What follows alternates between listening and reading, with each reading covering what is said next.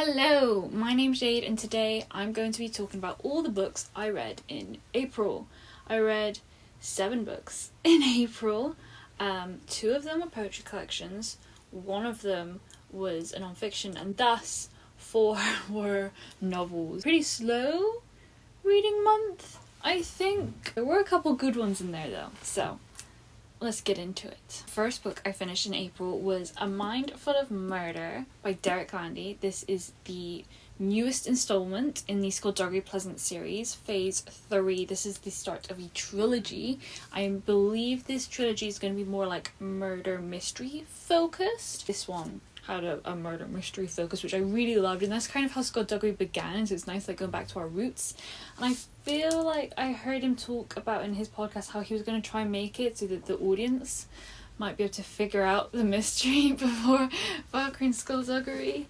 And being that these are, I think it's technically now YA, I think they're no longer children's, I think they're now like young adult books. I think mostly probably just because the characters are older now, and talking about adults, we're not talking about children anymore. I didn't guess who the murderer was, but to be honest, I didn't really want to. I like being taken for the ride. I like Valkyrie and Skullduggery doing the work. I think it's always difficult when you have like the first book in a new series in a world you already love and with characters you already know, but because there's always going to be like that big tone shift, at least with each of these tonally they've all been very different. It takes some adjustment because we've seen these characters so many times before but in very different ways, so like seeing them again and it just takes some adjustment. That's all it is. I don't know why I'm trying to overcomplicate it. There were a couple of things that happened in this one though that I found very intriguing, and I think are gonna lend into our overarching story. I'm nervous. I'm excited though. I wasn't expecting this direction. This is so vague. If you've read the book, you'll know what I'm talking about. I think it's to do with one of the characters, and I think we probably, most of us, like had in our minds how that character would develop over time, and they've taken a turn.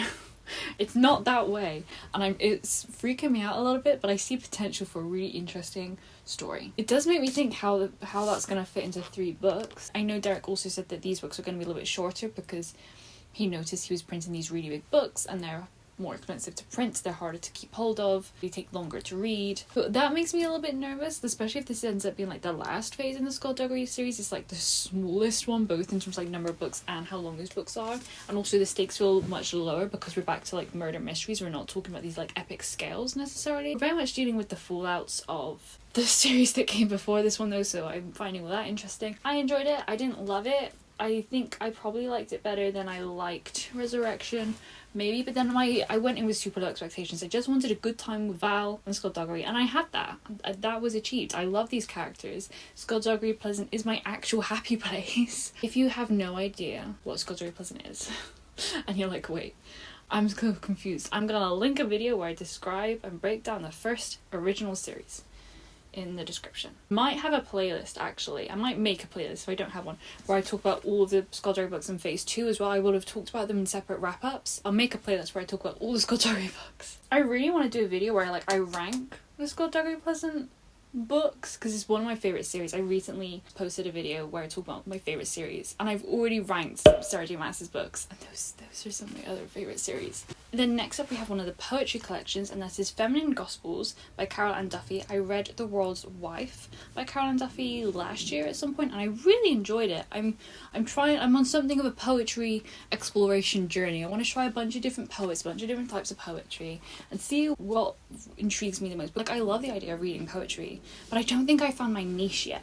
So I'm exploring poetry, and I think Carol Ann Duffy, I might really like her. I really enjoyed The World's Wife. That one is centered more around like mythological characters and archetypes and examining like specific characters. This one interrogates female identity, I think. The blurb reads, Carol Ann Duffy's powerful 6th collection draws on the historical, the archetypal, the biblical, and the fantastical to create various visions and revisions of female identity. Enjoyed it. I don't know if I loved it as much as I loved The World's Wife. I did find that this one in particular, compared to The World's Wife, was more hit and miss for me. There were some that I really loved and I thought were really beautiful and really strong, and then there were some that just like nothing. I'm gonna list off my favourites for you because I have a list here. Beautiful, History, The Laughter of Stafford Girls High. That's the longest one in here by far, and at first I was kind of like, oh, but I really come to like it by the end of it. Dreaming Week, White Writing, oh that was so good. The Light Gatherer, The Cord, and Wish. Yeah, a lot of those like later ones, like White Writing, A Dreaming Week, The Light Gathering, like they're much shorter. They're really beautifully written. On the whole, like a 7 out of 10. Like, it was pretty strong. There were a lot I liked, but there were also a lot that I didn't care as much about. Definitely want to read more Carol Ann Duffy though. So if anyone has any Carol Ann Duffy recommendations, I'd love to hear them. This is the bottom of a stack, way up here, like the very bottom of a stack. I can't get that down for you. I just can't. So next we have Woman's Lore by, I think it's Sarah Clegg. It is Sarah Clegg. This ended up not being quite what I thought it would be. It's a non-fiction. And it basically takes one archetype. I think the tagline's like thousands of years of like serpents, mermaids, and I can't remember what it is off the top of my head, but something to that effect. And it's kind of taking this like mermaid, siren, serpent-esque woman, looking at how she started in the very earliest civilizations and how she's kind of transformed throughout time. And it's not the same character per se. There have been very many different versions of her, and each version even is very different. They can be very contradictory, and it very much depends on the time period and the religion that you're in as to how they view this woman. But a lot of the time they're kind of seductresses. They often have a lot to do with mothers and babies, but then often it's men that are imposing these views onto these women. Sometimes they're viewed negatively, sometimes they're viewed positively. It's a really interesting exploration through time. I love this concept. It's very similar to Venus and Aphrodite by Bethany Hughes, which kind of does the exact same thing but with a more specific character.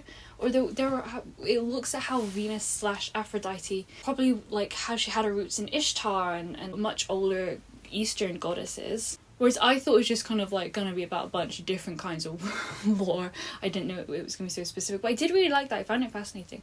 I listened to the audiobook. I'm going to put the narrator on screen. I don't by any means think she did a bad job. I just don't think it worked for me.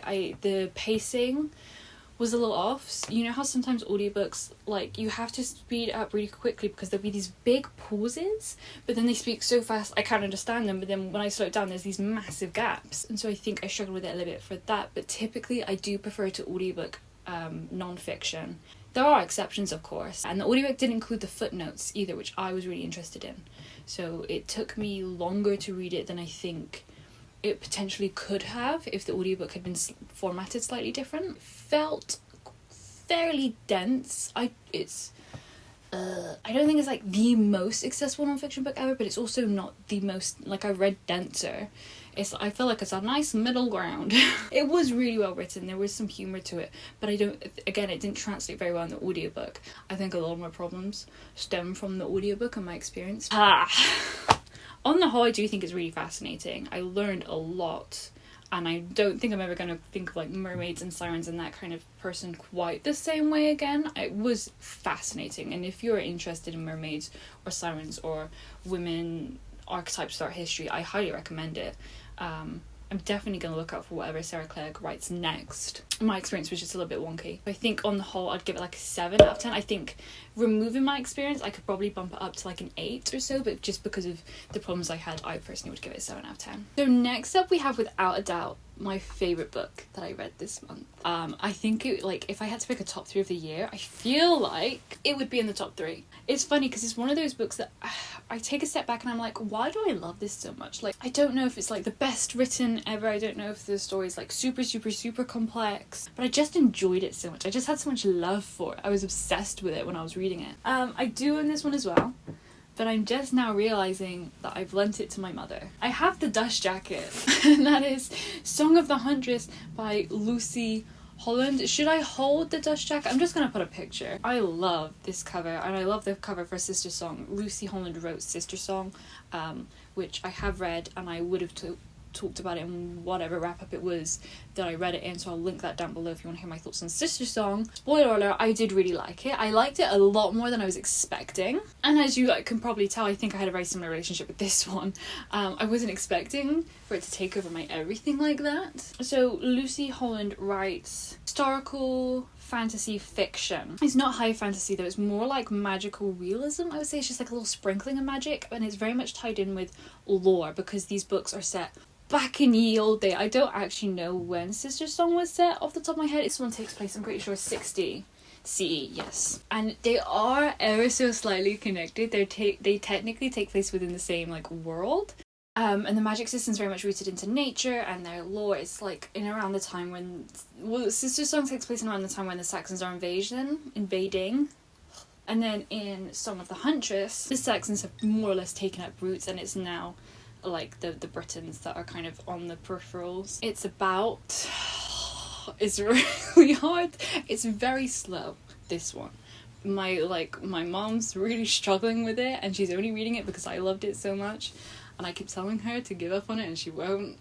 I love a slow burn. I didn't mind. We have 3 protagonists. We have Ethelberg and Ein. Ein is king, Ethelberg is his wife, she is queen. They are the Saxon king and queen ruling over this land. And magical things start to go right. Things aren't quite adding up. There's something happening with the Britons and they don't really understand it. They don't really get on with the Britons, and different people of the court have different opinions on how to try and fix this situation.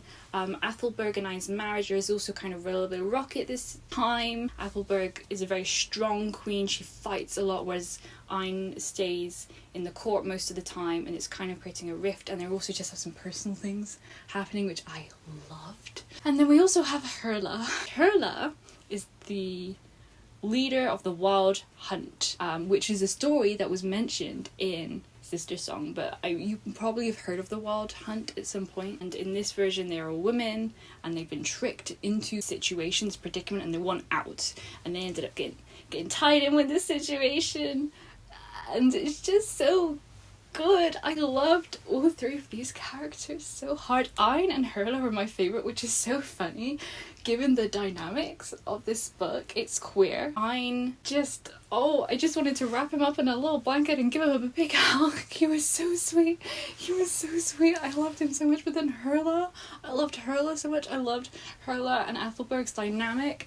It's so hard to say anything without spoiling, because but there is like an interesting dynamic between these 3 characters, and as it goes on it gets stronger and weirder, and I loved it. I was obsessed. I ate it up. There's one scene in particular that like just had me transfixed for days. I love these characters. I think that's really why I'm so obsessed with it, and I love their dynamic, and that's really what pulled me through, because I was interested in the situation.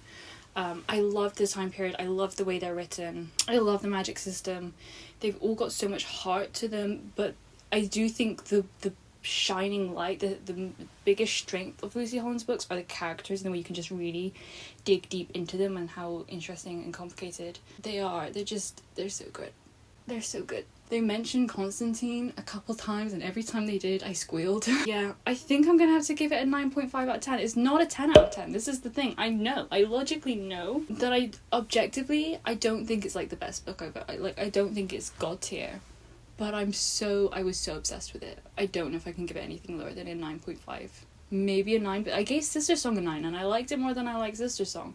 Maybe a 9.25. I don't know, it's somewhere around there. I really enjoyed it. Next up is The Amber Fury by Natalie Haynes. It's so typical. I bought this before the cover change. I much prefer the newer cover, but I bought it at a book signing, so there's no way in hell I'm getting rid of this. I love Natalie Haynes. I've read most of her books at this point. It's contemporary. It is a myth retelling. They talk about Greek myth in this a lot, and that's the biggest link, but I think it's technically an Oresteia retelling. I'm gonna link all the videos where I talk about her other books down below. For the most part, all of the books that I've read from her, I've at least enjoyed them all. This is by far my least favourite of the ones from her I've read. It's not technically her debut, now that I think about it. She did write a children's book before this, but it was her first adult fiction. I think it kind of shows the writing was overwritten. It made it a bit clunky, and things were kind of ironed out that didn't need ironing out. Like, the situation would be explained and then it would be explicitly stated in the next sentence. But we gathered that from the explanation. We didn't need you to explicitly state it as well. I also had a pretty good idea of what was going to happen. Like, I predicted how it was going to play out more or less relatively early on. I wasn't entirely sure exactly what it was, but I kind of had the idea. And then as we got closer, I was like, oh, so they're gonna do this. So that kind of threw me off as well. I'm now realising I've not given you a synopsis for the book yet. So in this one we follow Alex. Her fiancé dies.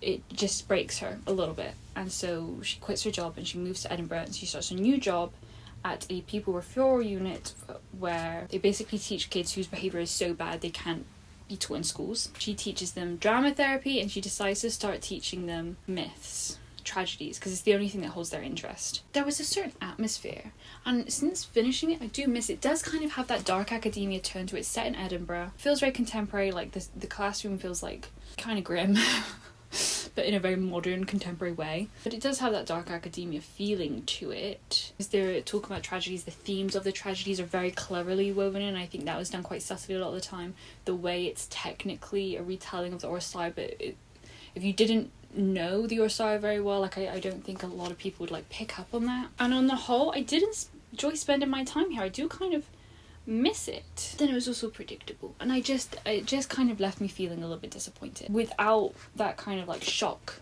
twist, I felt like it was lacking something to me. It felt like the way it was structured and the way it was written felt like it was relying on those twists. I'm gonna get a 6 out of 10. It's a 3 stars for me, and I feel very sad saying that, but I did enjoy it on the whole. Just not nearly as much as most of her other books, unfortunately. Next up is the second poetry collection, and that is The Orange and Other Poems by Wendy Cope. I largely bought this because of how much Jack Edwards has been talking about it. And it was really sweet. There were a lot in here that was like, oh, that's cute. Mostly we're looking at relationships. 2 cures for love. Don't see him, don't phone or write a letter. The easy way, get to know him better. Ooh! Wow. Okay, yeah. So there were a couple that really like stuck out to me, like that one evidently. When they ask me who's your favourite poet, I'd better not mention you, though you certainly are my favourite poet, and I like your poems too. That one's called Favourite. There are some that are really sweet and some that are really cute, and then again, I think I find this in most poetry collections. There are some that just like could like I just wash off me, like I just don't care. There's nothing about it that connects to me. So this one was very hit and miss for me as well. It's a very short little collection. It is cute, it is sweet. I am glad to have read it, and I will almost definitely reread poems in here again and again and again. So maybe over time, like I'll form some more sentimental attachment. I would be interested in reading more from Wendy Cope, but it didn't like knock my socks off or anything. Give it somewhere in and around like a 6, maybe a 6.5 out of 10. And then lastly we have Yellowface by R.F. Kuang. I listened to this one on audiobook as well. The narrator did a very good job. She had a very specific tone, and I felt like it made me hate our lead character even more. What is our lead character's name? That is the question. Juniper! Junie. Everyone calls her Junie as well instead of June, and it just ugh. Follow June. She's an author. Her debut kind of bombed, and she's not doing very well in her writing career. It's unclear if she's writing anything at the beginning of this book, if she's even trying to get herself out of this situation. I think she's teaching for the most part to pay her bills and stuff. And she's friends with a very successful author. This very successful author dies in front of June, might I add, and June takes the opportunity to steal the unfinished manuscript from the famous author. Her name is Athena. I don't know why I didn't say that. Athena's parents were Chinese. She grew up in the UK. She sounded very posh in the audiobook. She dies in front of June. June steals the manuscript, works on it, publishes it for herself. Just follow that story. Because we're just following this situation play out, the plot is like, it definitely has like peaks and troughs, and I think I did like that. I did like that it wasn't this like one big struggle, that we had ups and we had downs. I think it was really refreshing, but it did kind of like lead to like, okay, what now? What this time? And it's an interesting situation because the main character is heinous. I do feel like maybe it was a little bit heavy-handed, but then at the same time, like in how repulsive this lead character is and how wrong she is. Like she's almost very stereotypical, I would argue, but then at the same time, people like that do exist. This is by no means like an unbelievable situation. So I don't know, is it like clever because it really just like doubled down on that? Or like, would it been more interesting if it was a little bit nuanced and there were times where we could have felt more sympathetic towards our lead? It is like the kind of horrifying that is hard to look away from, but then also like the peaks and the troughs. I don't know. I don't really know. I think I had such high expectations because there was so much buzz when it first came out, and I don't think it quite met that hype that I'd built for it. The writing's fine. I was entertained. It was well done. It brought up a lot of really interesting conversations and topics. Just don't know if it was my favourite thing ever. I think for me it's more of like a 7 out of 10. yeah, I don't really have anything more to say. It just didn't knock my socks off. It didn't wow me in the way I wanted it to. And those were all the books I read in April.